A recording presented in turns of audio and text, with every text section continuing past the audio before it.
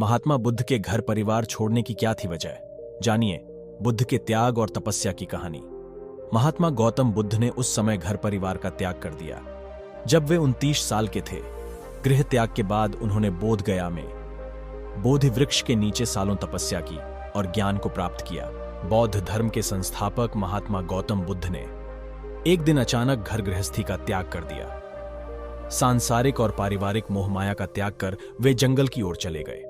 बुद्ध ने बोधि वृक्ष के नीचे करीब 6 सालों तक तप किया और इस तरह उन्हें दिव्य ज्ञान की प्राप्ति हुई।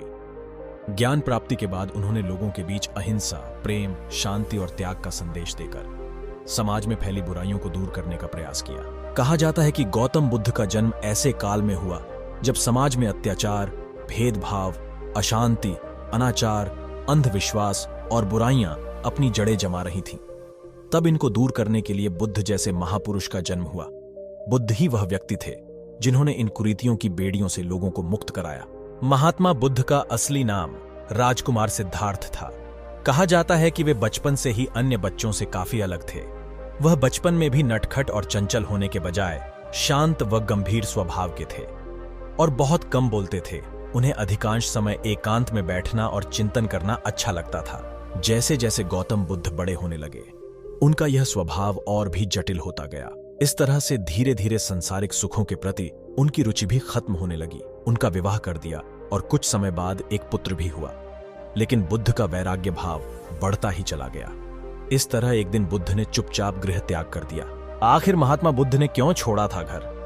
अपरिग्रह होने पर कुछ लोग क्षमता के अनुसार अपनी संपत्ति छोड़ देते हैं क्योंकि वे आत्मा से जुड़ सके। यानी संपत्ति के साथ जुड़ाव होने से आत्मा के साथ मिलाप नहीं हो सकता और आध्यात्मिक आनंद नहीं मिलता।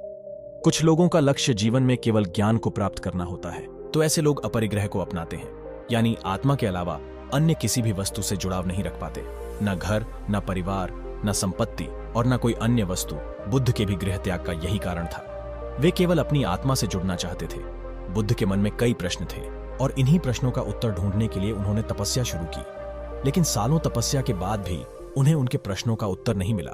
तब वे एक पेड़ के नीचे जाकर बैठ गए और ठान लिया कि सत्य को जाने बिना यहां से नहीं उठेंगे। इसी पेड़ को अब बोधि वृक्ष के नाम से जाना जाता है। इस पेड़ के नीचे ही बुद्ध को पूर्ण व दिव्य ज्ञान की प्राप्ति हुई।